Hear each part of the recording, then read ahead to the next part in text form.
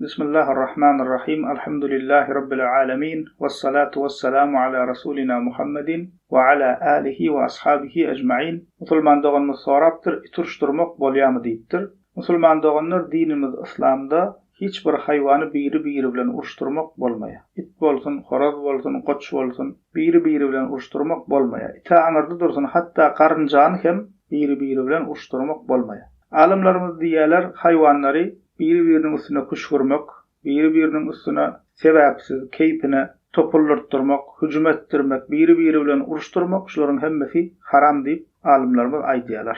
Yani pikirlenip görün musulman doganlar, dilsiz agsız haýwanlar, şolary getirip, mysal üçin itleri, ullakan adamlar birine kuşgurdup uruşturýarlar.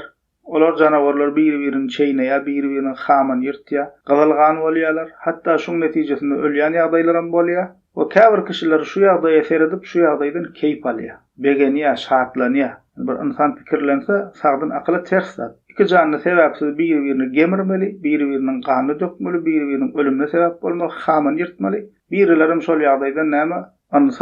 Insan diýilýän barlyk şu ýagdaýa sebäp bolup şondan näme? Keyp alýar, lezzet alýar. Hatta käbirler şu zatlaryň üstüne näme gazanç edýär. Musulman doganlar şolaryň hemmesi ulamalarymyz diýär haram diýär. Şu uruşlaryň üstüne, iturşunyň, horaz uruşunyň, goç uruşunyň şoňa meňzeş uruşlaryň üstüne pul goýmak, gazanç etmek, uruşdurmak, birine kuş vurmak şolaryň hemmesi näme haram diýip ulamalarymyz aýdýarlar. Tirmizi'de, Abu Davud'da İbn Abbas radıyallahu anh'tan haber berilýär. Naha Rasulullah sallallahu aleyhi ve sellem an tahrişi beynel bahaim. Peygamberimiz sallallahu aleyhi ve sellem haýwanlary birinin üstüne kuş vurmagy, topulurmagy, uruşturmagy gadagan etdi diýär. Çünki näme sebäpsiz keypine duran ýerden, ýa-ni dilsiz agsız haýwan birine kuş vurup, ganynyň dökülmekligine, birine zulüm we eziyet etmekligine we käbir ýagdaýlarda ýa-ni diýişmälik ölümine sebäp bolýar. Şoň üçin bu ýagdaýlar musulman doganlar näme hemme haram. Ve Peygamberimiz sallallahu aleyhi ve sellem haýwanlara, canlarlara eziyet edýänler, zulm edýänler barada Buhari we Muslim'de İbn Ömer radıyallahu anh'tan haber berilen hadisinde bize